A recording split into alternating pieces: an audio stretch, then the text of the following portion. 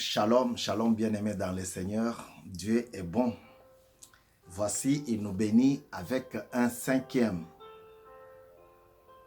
enseignement, une cinquième leçon, une cinquième exhortation pour sa gloire. Alors, je vous transmets les salutations de la part de notre Seigneur Jésus-Christ.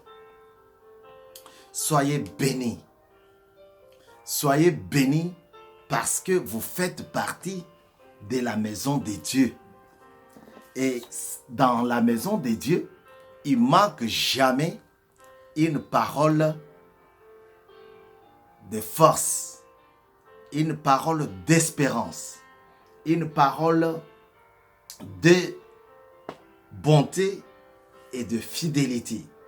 Aujourd'hui, à la cinquième exhortation, nous sommes là pour vous parler de ce que Dieu a mis en nous. Cinquième exhortation, cinquième leçon, pour pouvoir s'attacher à Dieu. Comment s'attacher à Dieu? Pourquoi resterai-je fidèle à Dieu? Pourquoi dois-je servir Dieu? Voilà des sujets, voilà des questions qui se posent. Ruth peut nous fortifier aujourd'hui.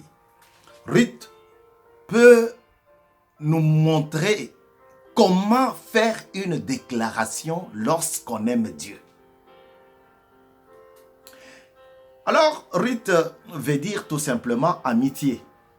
Nous avons consacré quelques lignes à l'amitié pour dire que c'est Jésus, l'ami fidèle. Les livres, vous pouvez les trouver à la FNAC, chez Amazon ou chez chapitre.com. Là-bas, vous aurez tout ce que nous avons couché dans ces bouquins. Et nous disons merci à ceux qui vont le faire, ceux qui vont payer le livre. Mais notre objectif aujourd'hui, c'est quoi? C'est d'apporter Christ.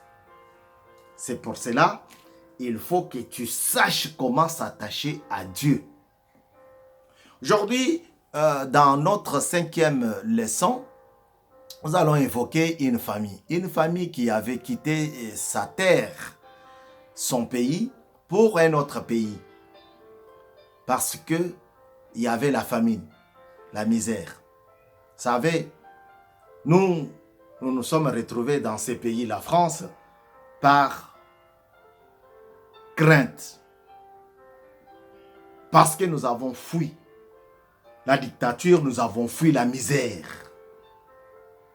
Des conditions de vie pas bonnes pour l'homme. Mais ce n'est pas notre sujet, notre sujet aujourd'hui. Notre sujet, c'est comment faire pour s'attacher à Dieu. Et nous avons le personnage de Ruth qui peut nous aider à comprendre pourquoi dois-je m'attacher à Dieu. Ruth n'est pas une Israélienne ou Israélite. Ruth, c'est une Moabite. C'est une femme d'une autre région, d'un autre pays.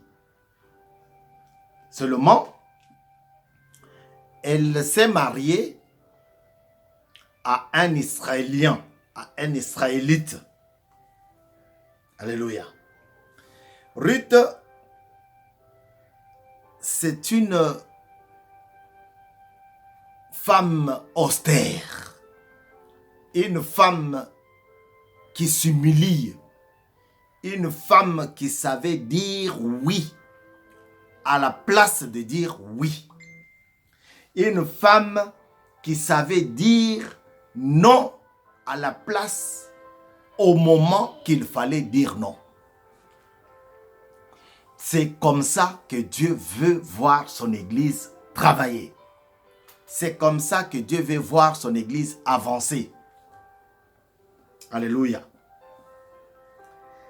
Ruth, c'est une Moabite.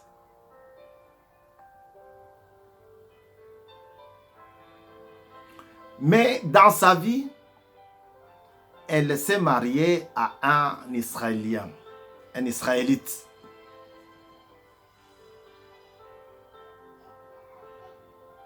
Je vais lire pour qu'on comprenne au moins. Mais toi, tu peux continuer tous les livres de Ruth. Comprendre comment elle est parvenue à rentrer dans la lignée de Dieu, dans la lignée de Jésus-Christ. Elle qui est une femme étrangère. Alléluia.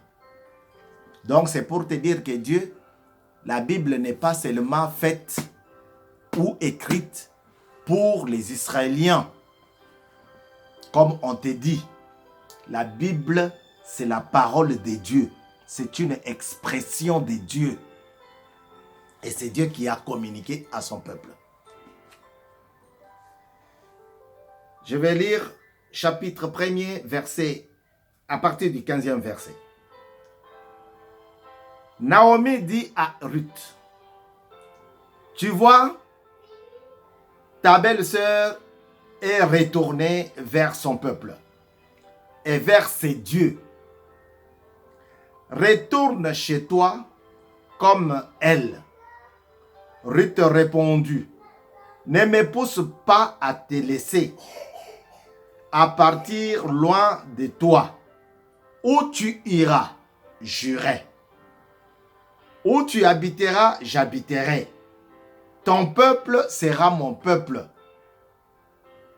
Ton Dieu sera mon Dieu. Où tu mourras, je mourrai. Et j'y serai enterré. Dans d'autres versions, on a dit, et j'y serai même enseveli. Que l'Éternel me traite avec la plus grande sévérité, si autre chose que la mort me sépare de toi. Que l'Éternel me traite d'une grande sévérité. Donc, ça dépasse le sens humain. Ça dépasse l'entendement humain. Quelqu'un qui dit que Dieu me traite. On a toujours dit ça. Si on dit, ah, qui a volé, qui a pris le morceau de viande dans la casserole? Oh, c'est pas moi. Ah, que Dieu me... On fait peut-être de parjure. Ruth a fait ça. Sa belle-mère pensait que c'était une blague. Mais Ruth l'avait suivi. Alléluia. C'était une famille qui avait quitté Israël, Juda, pour une autre terre, Moab. Arrivé là-bas, ce papa va décéder. Mais il avait déjà 2 garçons. Ces 2 garçons étaient déjà mariés. Il y avait Ruth et Orpa, les belles filles à Naomi. Alors Naomi va rester veuve. Ses 2 enfants aussi vont décéder. Naomi était partie chez les Moabites parce que son mari le lui avait demandé. Naomi va se retrouver toute seule avec ses 2 filles, pour ses 2 belles filles, pour les encadrer, pour les nourrir. Mais elle est incapable, elle ne peut pas. Voilà pourquoi elle va les appeler. Elle va organiser une réunion familiale pendant laquelle elle va montrer à ses 2 enfants, à ses 2 filles, à ses 2 Moabites, que vos maris sont décédés. Le mien aussi. C'est pas moi, Ruth, mais je me mets à la place de Ruth. Le mien aussi est décédé. Alors, je ne peux pas accepter de rester avec vous, mes filles. Même si vous accepterez de rester avec moi, dans le sens que je vais encore enfanter 2 garçons qui vont vous prendre en mariage. Mais est-ce que vous allez accepter de ne pas grandir? Est-ce que vous allez arrêter la vieillesse comme Élie avait arrêté le soleil? Non. Mais est-ce que vous allez marier ces deux que je vais encore enfanter? Et non, c'est pas ça. Non, non, non, non, non. Je vous libère. Les amitiés. Les amitiés entre les hommes ont été toujours entachées de problèmes. Il m'a dit ça, il m'a fait ça, il a raconté ça, façonne ta façon d'aimer. Façonne ta façon. Amitié, ça provient du mot amour.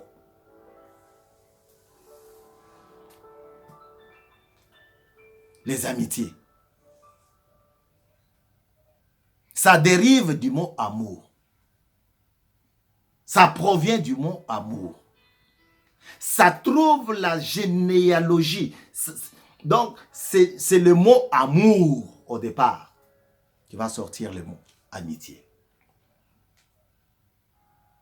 Et dans la Bible, Dieu a tant aimé le monde, Dieu a tant aimé les hommes qu'il a libéré. Voyez? Comme cette femme veut libérer ses 2 filles. Allez-y chercher 2 autres hommes ailleurs. Cherchez les personnes qui peuvent vous marier. Moi, je ne peux plus prendre cet engagement. Je ne peux pas m'hasarder à faire ce vœu comme Jephthé l'avait fait.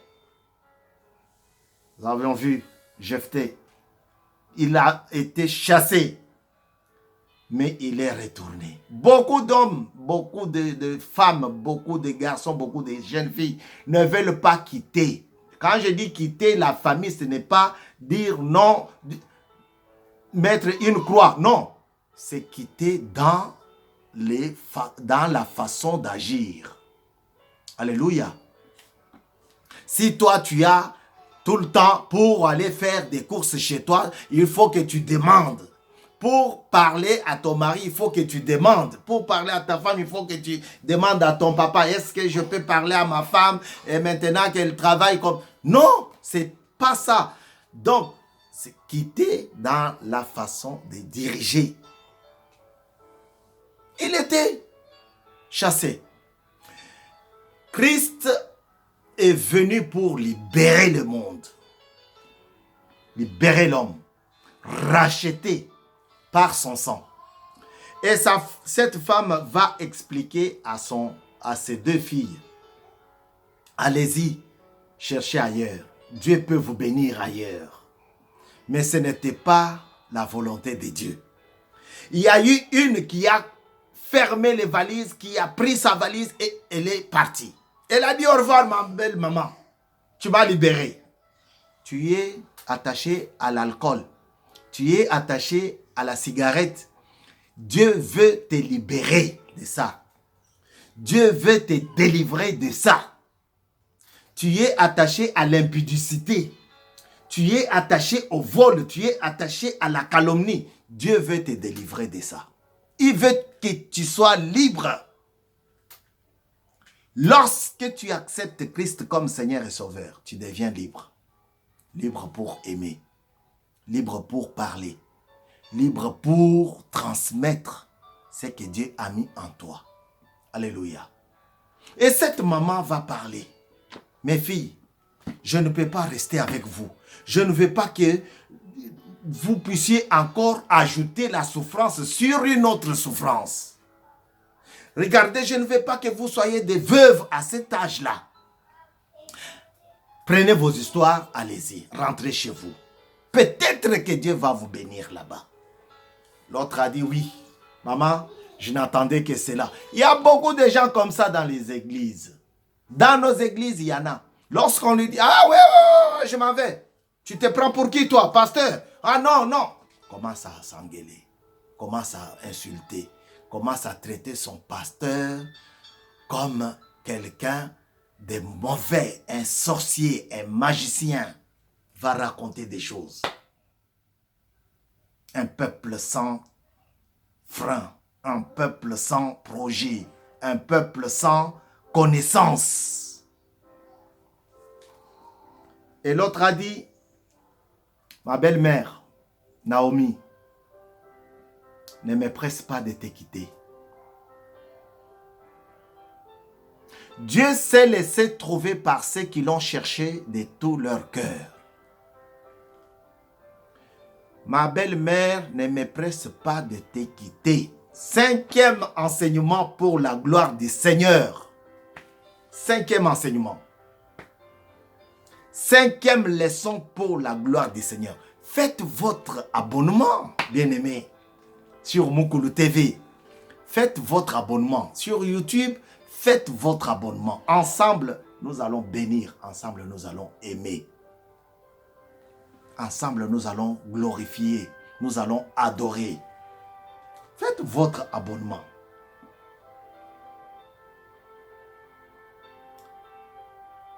Où tu mourras, je mourrai. Et j'y serai enterré. Que l'Éternel me traite avec la plus grande sévérité. Si autre chose me sépare avec toi. Que l'Éternel me traite. Mais ça, c'est là que Naomi a reculé pour bien fixer Ruth et comprendre qu'est-ce qui faisait parler cette jeune fille qui a perdu son mari et qui veut me suivre. En fait, Ruth ne voulait pas suivre Naomi. Ruth voulait suivre la pensée de Dieu. Ruth voulait faire la volonté de Dieu. Ruth n'a pas tenu compte de cet état de veuve. Ruth n'a pas tenu compte de la famine. Ruth n'a pas tenu compte de la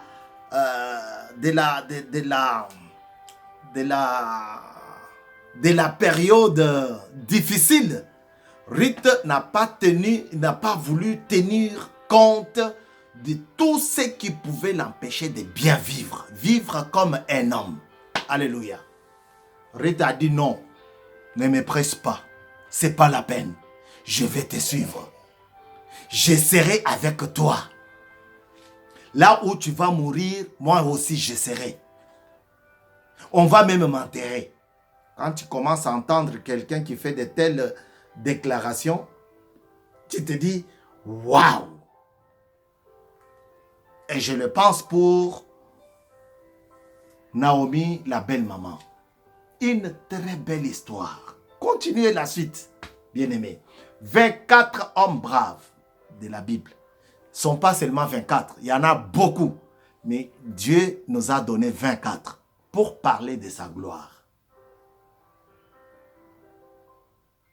Il est l'Éternel. Il est bon. Il est grand. Il agit. Il est toujours derrière sa parole pour la faire accomplir. Elle ne retourne pas à lui. Elle, c'est la parole. Il, c'est Dieu. Lui, c'est Dieu. La parole de Dieu ne retourne qu'à Dieu qu'après avoir fait la mission, accompli la mission pour laquelle elle a été libérée.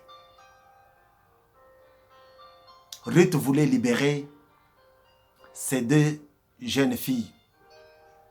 Mais Dieu était avec l'une. C'est pour cela qu'elle a dit à sa belle-mère, je ne veux pas te quitter. Ne me presse même pas. Je ne te quitterai jamais. Où tu iras, j'irai. Où tu mourras, je mourrai. J'y serai même enseveli. J'y serai même enterré. Ton Dieu sera mon Dieu. Alléluia. Ma soeur, mon frère, que la famine que la misère, que toute autre chose, toute autre difficulté, tout autre obstacle ne puisse pas devenir un obstacle pour atteindre ton objectif avec Dieu. Ruth n'a pas regardé la famine qui l'attendait là-bas, mais Ruth a regardé la gloire de Dieu.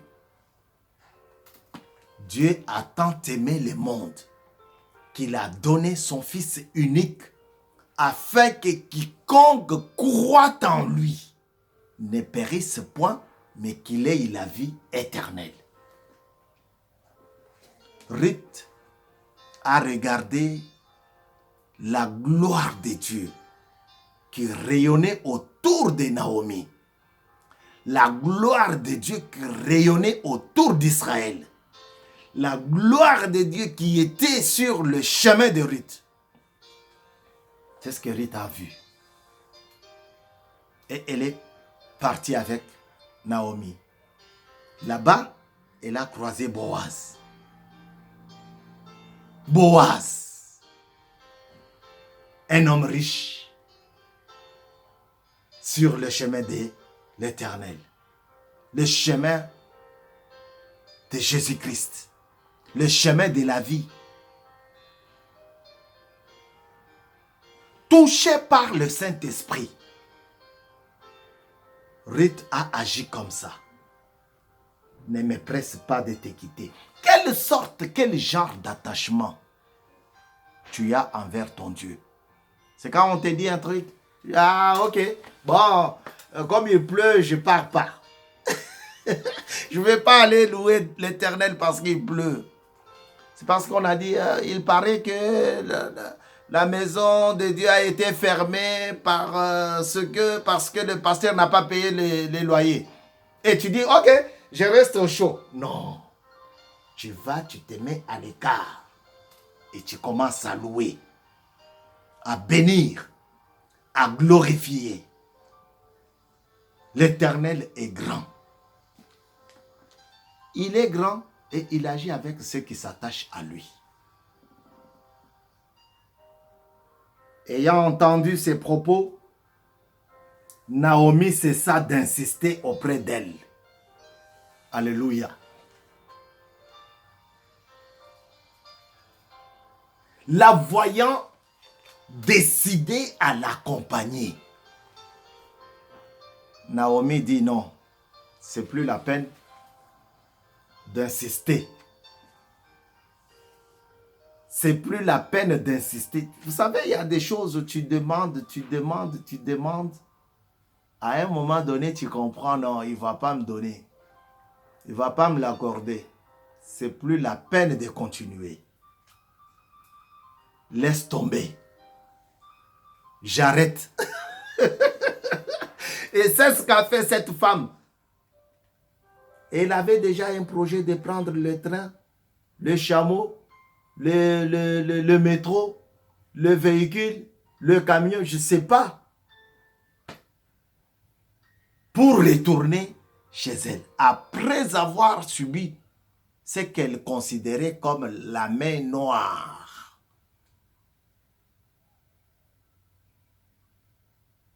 Perdre un mari, perdre un enfant, perdre un deuxième et rester avec deux bouches, deux personnes à nourrir. Non, sans travail, sans allocation familiale, sans revenu. Non. Laisse, je rentre chez moi. Peut-être c'est le cas pour toi et que tu veux abandonner. Peut-être c'est le cas pour toi. J'ai plus de travail, je n'ai rien. Ah bon, comme ça j'arrête. Non, ne arrête pas. Le conseil, c'est de ne pas arrêter. Je t'encourage. C'est maintenant que tu dois te mettre debout. Le fiasco, l'échec, ce n'est pas seulement pour tomber et rester par terre. Mais c'est savoir comment se retenir debout, se mettre debout. Alléluia. Naomi n'a pas dormi. Ayant entendu la personne qu'elle devrait se débarrasser, dire, s'est décidé de l'accompagner. Dans un pays où elle n'avait aussi ni travail ni ressources. Elle a dit non, je n'insiste plus. Je laisse. Dieu lui-même va agir. Dieu lui-même va faire. Mokolo télévision, c'est pour toi. Voyez, on vous demande. Il y aura un moment où on va dire non, c'est plus la peine. C'est plus la peine de demander. Maintenant, on vous demande de vous abonner. Venez. Ensemble, on va louer. Ensemble, on va bénir. Ensemble, on va exalter. Maintenant, on vous demande. Mais il y aura un moment où on ne va plus demander. Alléluia. Dieu est fidèle dans tout ce qu'il fait. Il faut juste savoir s'attacher à lui. Il faut juste comprendre pourquoi tu veux t'attacher à lui. C'est pour que tu aies ton salut. C'est pour que tu gagnes ton ticket. Tous les visas n'amènent pas dans tous les pays. Mais le visa que Dieu veut te donner, c'est pour rentrer dans le pays céleste. Comme dit Paul, vous ne vous êtes pas avancé devant la montagne qui embrase, mais vous vous êtes approché devant la montagne de Sion, la cité céleste, là où Dieu agit avec ses enfants. Frère, je ne t'apporte pas, je ne te prêche pas un Dieu qui dort, mais je te prêche le Dieu qui donne à ses enfants pendant qu'ils sont endormis. Le maître de temps et des circonstances. Le Dieu qui essuie les larmes de ses enfants. Le Seigneur qui apporte un soutien au moment voulu, au moment attendu. Je ne t'apporte pas un Dieu qui chicote, mais je t'apporte un Dieu qui restaure. Après tant de calomnies, après tant d'insultes, quel est le Dieu que tu vas adorer?